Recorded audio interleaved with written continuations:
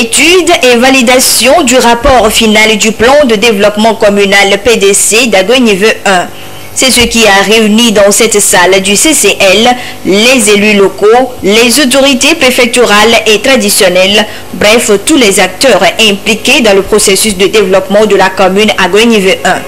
Élaboré conformément aux dispositions de la loi sur la décentralisation, le PDC constitue en effet un outil essentiel dans la gestion, la planification et la gouvernance locale. Ce premier plan communal de développement à l'horizon 5 ans permet de définir une vision. Agoy-Niveau 1 redevient une ville verte.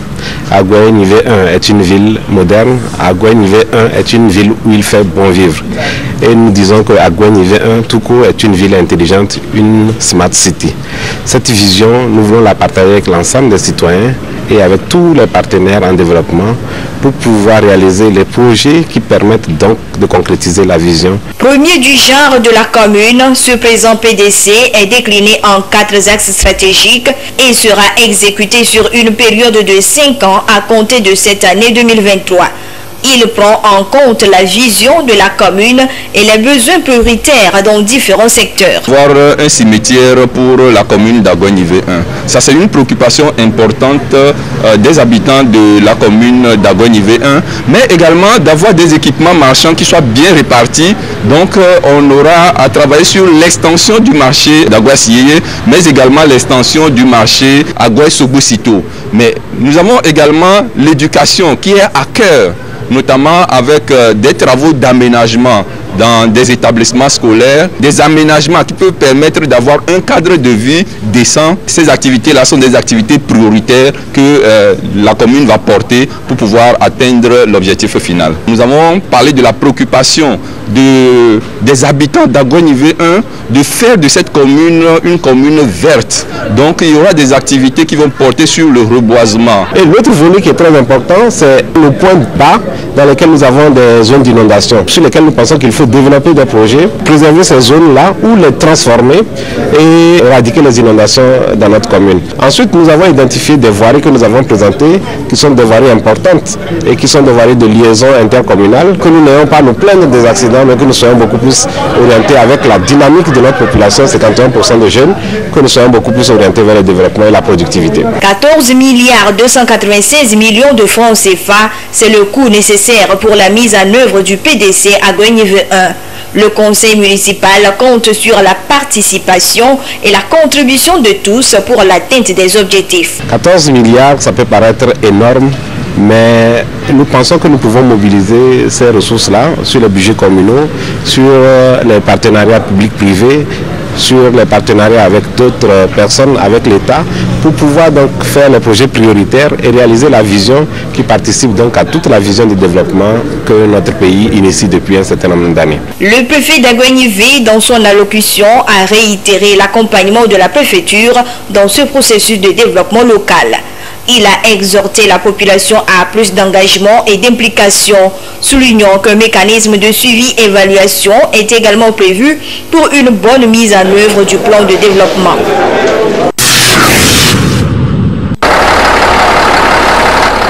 Voilà ainsi lancés les travaux de réaménagement du tronçon Cap-Siyeye, feu tricolore au CCL dans la commune Agoy-Niveau 1. D'une longueur de 1,3 km, le projet, une fois réalisé, va soulager un tant soit peu les riverains et usagers de la route. L'exécution de ce projet, évalué à 50 millions de francs CFA, a été confiée à la société EB-Sosa. Les travaux consisteront à repeaufiner la voie. C'est-à-dire nous allons gratter la route pour arroser, compacter et déposer la latérite tout au long pour l'étaler et compacter. Faire maintenant le rechargement en latérite rouge et les caniveaux sur 200 mètres linéaires avec quelques ouvrages pour faire passer l'eau. Faisant d'une pierre deux coups, la délégation municipale conduite par le maire Kofi Adambonou a visité le marché à Siyeye afin de constater l'état d'avancement des travaux de construction des hangars. Nous avons voulu essayer d'aménager tout autour de ce marché-là afin de permettre à ce que les revendeuses ou bien tous les usagers de ce marché-là puissent pouvoir aller à l'aise dans ce marché-là et que les revendeuses aussi puissent facilement faire leur commerce quotidien. Ce qui nous permettra à la suite de pouvoir permettre aux revendeuses qui sont tout au long du goudron, sur la chaussée, qui sont un peu au bord de la route, de pouvoir les relocaliser sur cette zone-là. Nous lançons en même temps un appel à tous les usagers du marché d'avoir un comportement citoyen, de ne pas jeter les ordures et les sachets dans les caniveaux. Ce n'est pas citoyen du tout. Et il y a des poubelles prévues pour cela. Les autorités communales, à travers ces travaux, veulent assurer le développement effectif du milieu et de ce fait le bien-être de la population. Face au développement des technologies de l'information et de la communication TIC, le ministère de l'Éducation digitalise ses services. Dans le cadre de l'organisation des examens du BPC et du Bac 1, section 2023, les inscriptions se feront désormais en ligne. Pour certains chefs d'établissement scolaire, l'opération a plusieurs avantages. Il y a des avantages à inscrire nous-mêmes nos propres candidats. D'abord, ça nous réduit les dépenses quotidiennes que nous faisons pour transporter les dossiers toujours aux examens, à l'inspection d'abord, et après, s'il y a de petits problèmes, on vous interpelle et de temps en temps, vous devez descendre et aller vous assurer que vos candidats sont réellement inscrits. Maintenant que le travail se fera par nous-mêmes, ça nous rassure que tous nos élèves sont inscrits et ça nous évite des dépenses supplémentaires. Les candidats n'avaient pas de moyens.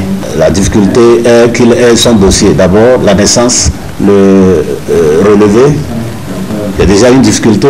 Et maintenant, le deuxième problème, c'est avoir payé les collages et payer aussi les frais d'inscription à l'examen. Maintenant, tout ça là, ça n'existe plus. Les collages, l'État a pris ça en charge. Et les frais d'inscription aux divers examens aussi, l'État a aussi pris ça en charge. C'est ça qui faisait traîner les dossiers. C'est le lieu aussi de remercier le chef de l'État et tout son gouvernement pour cette gratuité.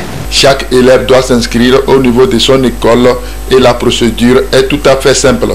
Nous, on fait un début de travail. Il s'agit tout simplement de recevoir le dossier du candidat, l'inscrire en ligne et après envoyer le dossier à l'inspection. L'inspection en retour se chargera d'envoyer le dossier aux examens et concours. Parce qu'ils doivent vérifier toutes ces informations-là. Est-ce que réellement le relevé qui est arrivé à notre niveau, c'est vrai, le candidat a-t-il eu le BPC ou pas, la naissance, tout ça là, la conformité de tous ces documents doit se faire à la DXCC. Ce dynamisme des autorités en charge du secteur éducatif vient résoudre les problèmes liés à la lenteur administrative et éviter les erreurs dans la composition des dossiers d'examen. Entrepreneuriat, activités génératrices de revenus, apprentissage sont entre autres des initiatives prises en faveur des ex-détenus afin d'assurer leur réinsertion socio-professionnelle. Cette politique de réinsertion vise à accompagner ces derniers à avoir une vie après la prison. C'est très important la réinsertion des ex-détenus. Cela les aide à pouvoir s'insérer facilement dans la société et à être aussi des acteurs de développement de notre société. Les détenus qui sortent et qui ont un besoin en hébergement pour un temps court ou un temps un peu long, ces détenus font la demande où ils sont assistés avant d'accéder ou d'intégrer encore la société d'une manière encore plus adéquate. Et ça dépend du profil de chaque personne, de ce que chaque personne veut faire. Il y a différents types d'activités. L'idée est de lutter contre la pauvreté et d'éviter la récidive. Et pour atteindre les objectifs, des défis majeurs sont à relever. Il y a toujours des difficultés et je pense qu'à notre niveau, nous avons besoin de plus de financement pour aborder encore d'une meilleure manière ce travail-là. Appuyer la société civile que nous sommes, les associations que nous sommes et nous intervenons dans ce domaine, nous appuyer et l'appui financier, appui technique. Et je pense que ça va beaucoup aider pour l'avancement de ce travail. Pour une réelle réinsertion, le gouvernement est appuyé par les acteurs de la société civile. Des réflexions et des actions se poursuivent afin d'accompagner les ex-détenus à sortir de la précarité et à être des vrais acteurs de développement.